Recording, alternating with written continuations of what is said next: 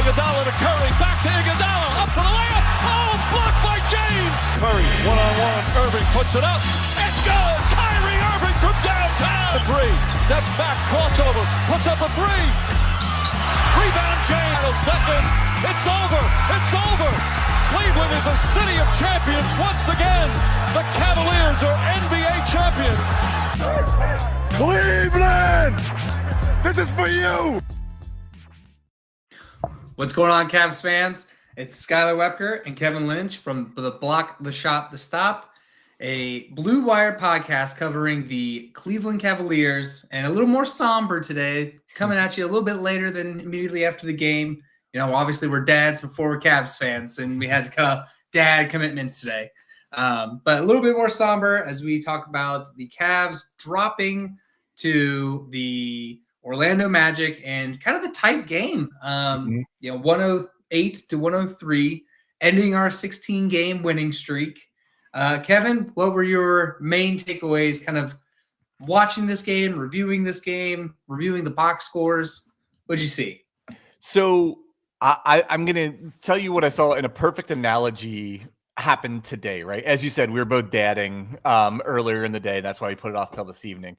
Well, my daughter was, just for reference, because it's important to the story, in our household, we call passing gas putt-putts, just as a cute little thing with our kids, right? So my daughter is giving a Irish performance for St. Patrick's Day for us, doing all this, and she's just passing gas. And my wife goes to her like, Maddie, are you putt-putting? And she goes, concentrate on the people, not the putt-putts. And my analogy is the people are the 24-25 Cavs. The putt-putts are today's performance, right? Don't really focus on today's performance, because we have almost 70 games worth of data to show it's an anomaly. It's happened a couple of times this year where they were just, frankly, they were incredibly poor offensively the last three quarters of the game. Against part of that is Magic are one of the better defensive teams and one of the worst offensive teams. But their shooting numbers, and we'll get into all of it, but it's like so far below their average, and especially what they've been in the 16-game winning streak, that they had a really bad day at the office shooting the basketball. It happens. Yeah, it seems like that happens, especially when these winning streaks get as lengthy as the Cavs have. You know, by the time they get to 12, 13, 14, 15, 16, like I think maybe the luster wears off, and as you said, kind of the slumps or the poor shooting nights find their way in. I also think this is at this point in the season, the Cavs really aren't playing for all that much. I mean, The only thing left up in the air is the number 1 overall seed, which isn't locked at this point. But I mean, game by game, we get closer to being locked. I mean, I think the magic number is down to 8, and the magic number for the number 2 seed is 2. So, Orlando is playing for something. They're still in the fight. They're still in the hunt. They're still kind of a play-in team at this point. So you don't feel as bad. The loss doesn't weigh as much as, maybe if we were a lot closer to Boston, if Evan Mobley were out there tonight, it probably would feel a little worse. Yeah, I completely agree. And we'll get into kind of the individual performances and everything. I'm going to throw a couple like numbers out that kind of back up what both you and me are saying, right? So the first quarter, they were fantastic. Came out, I think they had as much as a 15-point lead in the first quarter, maybe even more. They shot 16 of 26, 62%. They were 2 of 6 on threes. Very, very good quarter. Cavs style quarter. From then on, the last 3 quarters, they shot 24 of 70, 34%, and then 8 of 32 for 25% from 3. And I wanted to, I just had it up, compare that against like their season averages. They're somewhere almost at 50%. I'll get the exact numbers here in a second, but they're at close to 50% from field goal percentage in general, and they're over 40% from 3. So that kind of tells you how just bad, bad, and how rare of a bad offensive performance this was. Yeah, I mean, it was kind of like a reverse of a lot of the Cavs games that we saw that we've been getting lately, where kind of putzing through the first 3 quarters and then lighting it up in the fourth quarter to take the win. It was kind of an opposite of that, like lighting it up in the first quarter and then putzing through the last 3. Yeah, and I kind of thought that would happen, because they played really bad in the second and third quarter, but they still had a 1-point lead going into the third quarter. And then they came out there at the beginning of the fourth. I think that was maybe the one thing that was frustrating is they made a little run at the beginning of the fourth and opened the game up a little bit. They got up to like an 8 or 9 point lead, and then they gave it back again. So, like I said, pretty frustrating. Frustrating day, but in a season where we don't have many frustrating days, so you just kind of chalk it up, right? I made the title of this "The Sky Is Falling" very tongue in cheek, because if you go online, if you go online and search the right posts and everything, you would have no idea that this loss dropped the Cavs to 56-11. I know, like it also like. Just the way that Kenny coached that fourth quarter, it's a tight game, especially right at 40 seconds left or whatever, and the Magic go up.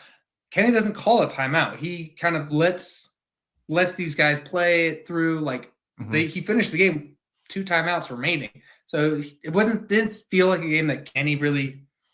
I don't want to say cared, but like a game that Kenny felt, all right, it's okay if we lose this one. We don't need a game to go into overtime this late in the season for a season that we pretty much have locked up. Yeah, and we should have probably said off the top, we buried the lead a bit. Evan Mobley did not play today, minor foot injury. We don't know if it's an actual foot injury or if that's just an excuse to get him a day's rest. Either way, does not seem like a concern at all. But him not playing this game obviously had a major impact. To be honest, he probably would have guarded Paolo Banchero, who had a really poor offensive day. He ended up with 24 points, 11 rebounds, but shot 6 of 22. They actually did a really good defensive job on him. Franz Wagner had a much more, or he had a little bit better game. Or he had as good a game and a little bit more efficiently, I should say. But I other thing, kind of want to stay on the Cavs offense for a minute. The other thing that kind of stood out to me is one of the very few games all year where they kind of got too reliant on the backcourt, on Garland, especially Mitchell. Mitchell took 28 shots, Garland 16. So between the two of them, they took 44 to 96 shots. That's a little bit higher percentage than normal. I'm sure some of that's attributed to Mobley not playing, but Mitchell taking 28 shots on a game where he's coming back after having a couple games off, like with his own minor injury. And honestly, the other thing about Mitchell is he looked tired in the last few minutes of the fourth quarter. I was kind of surprised by that. And I checked how many minutes he played. He played 34 minutes, which is a couple minutes above his average, but I guess just having a couple days off where he probably didn't do any conditioning to rest his groin injury, like, I don't know, made him kind of lose his wind a little bit much earlier than he normally would. Yeah, and paired with kind of a poor shooting day from him in general. I mean, 9 of 28, pretty poor. Where Garland at least got it, 8 of 16, shot about 50% on the floor, which is good because he's been coming out of this slump that he's been poor shooting and whatnot.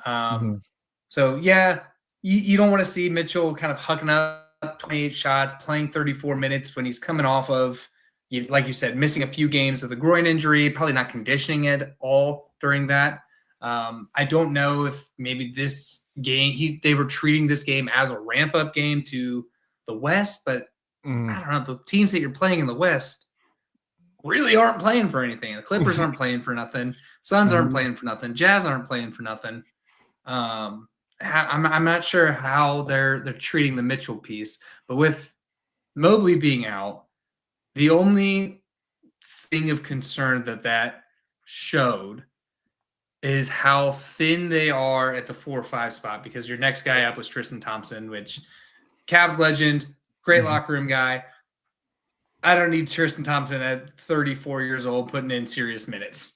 Yeah, I'm actually surprised they even played Tristan 11 minutes today because there's some data where of 4 or 5 of Dean Wade and DeAndre Hunter, they've only done it a little bit, but is actually pretty deadly. Now the Magic are a pretty big team that might not have been the team to do that lineup against, but Tristan's not going to give you a ton as you see in the stat performance tonight. I did think with no Mobley, I thought we'd see a little bit more Dean Wade.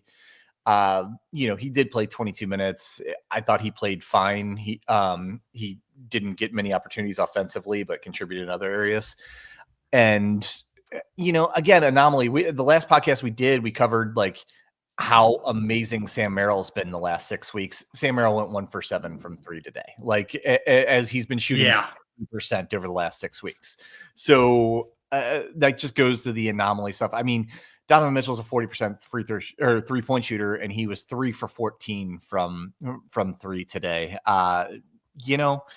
Things basketball is a game of variability, and things like this happen. And so I think you brush it off. And honestly, even in the playoffs, they're probably going to have a game where they just played terrible offensively and lose. I mean, it's just something that can happen in basketball, and you just have to move on. And most importantly, do what the Cavs have done all year, like respond and, start another win streak on Tuesday. Yeah. And like I said, I think that with us having the padding and the gap between Boston, like, it's okay to have these stinkers or these clunkers when they mean nothing. Right. If it's, hey, we're only a game on Boston and this was on paper a very winnable game, then it stings a little bit more. But having I think it was 9 game, now it's down to 8, or maybe it was 8, now it's down to 7.5, something like that. Still having that good lead on Boston this late in the season, have pretty much the 1 seed locked up. You feel okay losing, the paper win. Yeah. I mean, Boston's actually been playing pretty good basketball. And they haven't been able to make up any ground. Actually, the Cavs have, lengthened things out since the All-Star break. I mean, since the All-Star break, the Celtics are 10-3. And the Cavs have increased their lead by 2 games on them. Yeah. I mean, that's literally how good the Cavs have been. I don't even think the Celtics, even though it's mathematically a possibility, I don't even think they're pushing for that number 1 seed. I think that thing is a foregone conclusion. I think the biggest thing for the Cavs is finding the balance of playing enough to stay in rhythm while making sure, guys get rest when they need it. You try different lineups that you may want to use in the playoffs against certain teams when the opportunity presents itself. And, you don't want to, even if you're the number 1 seed, you don't want to go into the playoffs, closing the season, 5-10 or something like that. You want to keep winning, but still focus on winning while, making sure all that other stuff comes into focus so that you can be 100% ready for the playoffs. So one question that I have, for you and our listeners and everything is that, we've seen this team's at its best when they're consistently playing. Like a good example was like we felt like they in the beginning of the first half of the year they were playing like every day for 2 months. Where they pack a lot of games in a certain span. This team seems like the rust collects pretty quickly. The rest isn't like this is a team that keeps their momentum going. And I'm curious if like having that first round bye or waiting for the play in to finish up, like if that hurts us, hinders, changes anything. What are your thoughts on that? I got some stats to prove how right you are. The Cavs have the best record in the league by far in the second game of back-to-back, which leads right into your thing. Like they play better. They play better when they play a lot and are in rhythm, more so when they get extra rests. So they have the best record in the league when they play on the second game of consecutive days. They have the second best record in the league when they have 1 day rest between games, which is what today was. They have tied for the best record in the league when they have 2 days rest, 8-2. Now, some of that's just going to be skewed because the team wins all the time, right? And yeah, I mean, there's 11 losses. But especially the second game of back-to-back, like OKC, who has almost the identical record of the Cavs, they're 9-5 in the second game of back-to-back. Boston's 7-4. So, I think that leads perfectly into your points that this is a rhythm team, especially because how much movement they do on offense, how many threes they shoot, all these kind of things. That and maybe that could even be a little bit of concern because in the playoffs you don't play quite as often. You often have 2 games in between days or something. So maybe that's something that the Cavs, I'm sure they are aware of and trying to address. How do they keep their rhythm when they're playing a little bit less often? And tonight could just be like you said, with Donovan Mitchell coming off of an injury. He probably didn't condition at all while in there, but it seems like his rhythm was off. Like I said, the shooting numbers weren't there. Became very ball dominant, ball heavy, versus like what we've always seen. And so, maybe this is an overreaction, but it's something to bring up with, a theme that we've seen all season is that this team, when they sit for, a week, whatever, like they seem to the rust builds quicker on them versus probably any other team that I can remember. Yeah, I think you're right. And kind of as you touched on Mitchell, and I think we both kind of said he just looked rusty and looked a little bit like, under conditioned today, just like tired.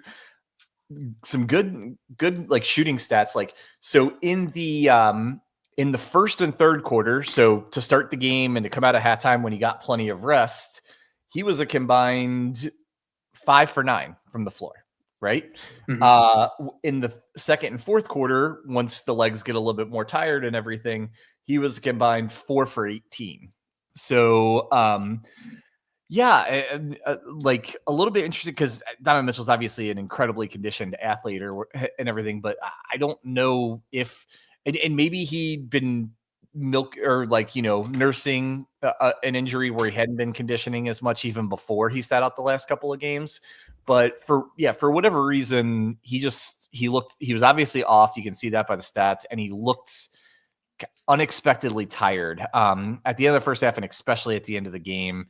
And that, more than anything else coming out of the game, is the only thing you should really worry about. How can we make sure that he is ready to fully ramp up and ready to go for the playoffs when you're probably going to want him to play closer to 40 minutes?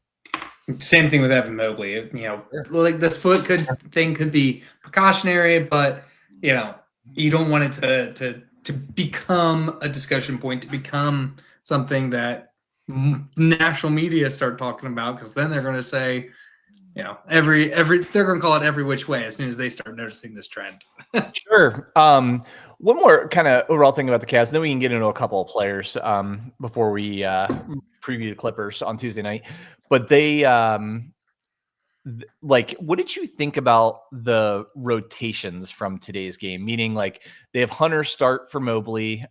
They'd kind of been rotating, when a starter's been out, who starts and everything. And then, those 5 starters played a lot. Like Jerome played 24 minutes, but I thought he was playing so well he could have even got a little bit more playing time. We talked about Tristan with 11 minutes. Okoro didn't play much. Javonte Green didn't play. I expected to see him with Evan Mobley out. Do you have any thoughts on kind of the rotation and, the minute distribution from today's game? So I agree on the Javonte Green. I'm surprised that they went Tristan Thompson instead of Javonte Green.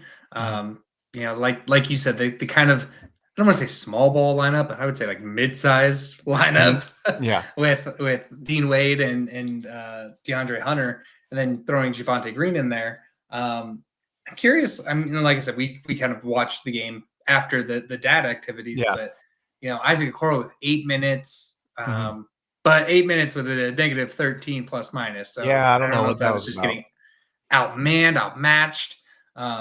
I think surprised that he didn't- sometimes when you play that little, the plus minus can be deceiving too, right? It's like like sometimes it can tell a tale, but sometimes you could just happen to be in the game when the other team gets a run, and then you don't get to get back in the game where the plus minus might even out. It's like, because I think Okoro was in at the beginning of the second quarter when Orlando came back after the Cavs opened up the big lead at the end of the first quarter. But sorry, please go ahead. I was just kind of I noticed that too about the -13, and I think that might be a little bit misleading for Isaac today. Yeah, and normally he's on the best player on the other team, or guarding the best player, which in this case is Paolo, who didn't have a great shooting night, but he's such a good athlete and just does everything, and has the size and length. So I was curious about that piece, and then just like you seeing these guys having not great shooting numbers, like Sam Merrill didn't shoot very great. DeAndre Unher didn't shoot very great at all, 2 for 11. Right. Why not kind of put in Jalen Tyson at some point and try some stuff? Like we said, this game doesn't really matter in this point of the season, how the season has gone. And like you alluded to, like this is the time to try some stuff. So yeah, I was very curious on kind of the minutes distribution, who was in, who was out. I don't know. Yeah, I agree. I mean, I was a little bit surprised that he went with Tristan Thompson even for 11 minutes. I guess thinking about it after the fact, Orlando plays one of the bigger lineups in the league, and so it might be tough to do, like you said, small ball 5 against them, depending on who they had in the game. I mentioned Ty. I thought Ty was playing really, really well tonight, but I think that was just a numbers thing with him, Mitchell and Garland, both playing, and not wanting to run the 3-guard lineup with all 3 of them against Orlando because of their size and everything. I mean, I can understand why Kenny would think that. But otherwise, like like I said, the biggest thing was like Javonte Green not playing. I thought we might see a little bit more of Dean Wade with Mobley out. I actually liked the game Dean played, even though he only went 1 for 2 from the floor. He grabbed 6 rebounds. He had 3 steals. He didn't have any assists, but it seemed like he was having a really good passing game. Attack, like kind of broke down the defense and kicked out a couple of times. I was actually surprised to see he didn't have any assists. So, but yeah, I mean, again, not the end of the world. I just it seems to be running short on time if they're gonna try and incorporate Javonte Green into like a real rotation piece for the playoffs. Right. And I just thought today might have been an opportunity to do that. I agree that today would have been the day to do that. And I don't know, maybe he's still shaken up from the rough foul from 2 nights ago. The other piece of this game that probably could have swung this game is the free throw percentages. I mean, 65% is not great. I know a lot of it's on Ty Jerome being 1 for 4, but just having a higher free throw percentage, I think that changes the landscape of how this game kind of played out, because it really did go down to that final minute where the Orlando got a lead, and then kind of the Cavs couldn't buy a bucket to either tie it or get the lead back. So then they just had to foul, and that's kind of where how the game ended. But yeah, one of those games that we can just kind of get on out of here, get on a plane, and get over to LA. Yeah, and just to drive home, I think that was the free throw shooting we hadn't talked about enough. Yes, a little bit of rough game, and kind of as we were saying earlier, this is being an anomaly of a game. Just a lot of things happen that don't in a bad way that usually happen in a good way. Ty Jerome's an 89% free throw shooter that went 1 for 4 today. I mean, there's might not be another game the rest of the season or even next season that you see Ty Jerome shoot 25% from the free throw line. God, I hope so. Yeah, I hope I watch Ty Jerome next season in Wine and Gold. we all do. But yeah, I mean, definitely not super worried at all about the loss today. Just I don't worry about today at all. I worry about what's going to happen these next 2 or 3 games. As long as they kind of get back into a rhythm, prove, they just won 16 games in a row where they scored 105 points or more. I think 15 of the 16. They scored 110 points or more. And they scored 103 today. They lost 108, 103. They had a very good offensive team, had a bad offensive night. It happens. Yep, it does. And so the best thing you do is get on a plane, like I said, and get on out to LA so that we can kind of preview the Clippers game coming up. This is a team that I don't know what to make of, to be honest. I don't think they do underachieving. Yeah, I don't know if it was real or if I was getting trolled on Twitter, but they only had like 200 fans at a game the other night. I don't know if that was real. That's not real. Not in that brand new stadium. Like people go at the very least to see that arena, if not see the Clippers. And they're a borderline playoff team, or they're at least a play-in team right now. They're in the 8th spot, so I can't imagine in LA them not getting any fans coming to a game. Yeah, so I was definitely unless Steve Ballmer got canceled and I'm not aware of it. That's the only thing I can think of. To those that don't know, I build like websites and stuff as a day job, and Steve Ballmer used to be the guy from Microsoft or the CEO or whatever. And these tech companies, they always put out like events and conferences or whatever, and he just gets up there sweating profusely and just goes, developers, and it's just like the only thing I will ever know Steve Ballmer for.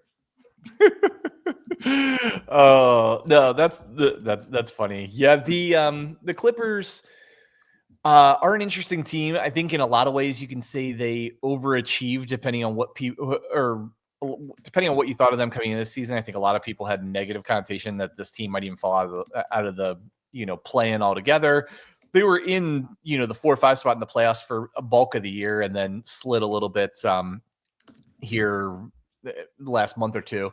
And I think the biggest thing about them, they're not a great offensive team. They're a pretty good defensive team, and they play significantly better at home than they do on the road. And we're going there to play them. They're 22-10 at home, 15-20 on the road. So, I think it's definitely not a walkover game for the Cavs. I think they're gonna, have their hands full with this Clippers team, and I hope we have everyone on deck playing, and that they kind of find their offensive rhythm that they've had for the bulk of the season. Yeah, I hope they have everybody, because I think a matchup of Kawhi Leonard and Evan Mobley, like that's going to be a really, really good matchup. I'm sure that's what the defensive assignment will be for the Cavs, at least. So we'll see. They have James Harden, who I would not say is the James Harden that we all remember in Houston by any means, but he's not a bum. He's not coming off the bench yet. He's still putting in good minutes, good stats in general. I mean, he's averaging about 8.5 assists a game. So he's still doing well out there. They also got the Ben Simmons, who the Cavs were tied to in the buyout market, and thank God went to LA and didn't come to Cleveland. Very true. I mean, part of the Clippers slide has been like, as you said, their 2 best players this year, with Kawhi being out so much of the year, were James Harden, who was a borderline all-star, and then Norman Powell, also potential all-star this year, who was phenomenal. And then he's been hurt, and I believe he just came. I think he's coming back today, if I remember, if I heard that right. So they may be close to full strength on Tuesday. I mean, you never know what's going to happen, but it looks like from the last couple of games, they have everyone for the most part healthy, and they're playing at home. So like I said, this could be a tough start. And West Coast trips are always tough, right? I mean, we talked about the one right around New Year's, how it was going to be tough, and then they went like 5-0 on it. They swept the whole West Coast, right? And a lot of them in deciding fashion. But yeah, so it'll be interesting, and it'll be interesting to see how much of the game I stay awake for and have to watch in the morning. Yeah, for real. I mean, out of this West Coast trip, like LA might be the only team actually fighting for something. Mm-hmm.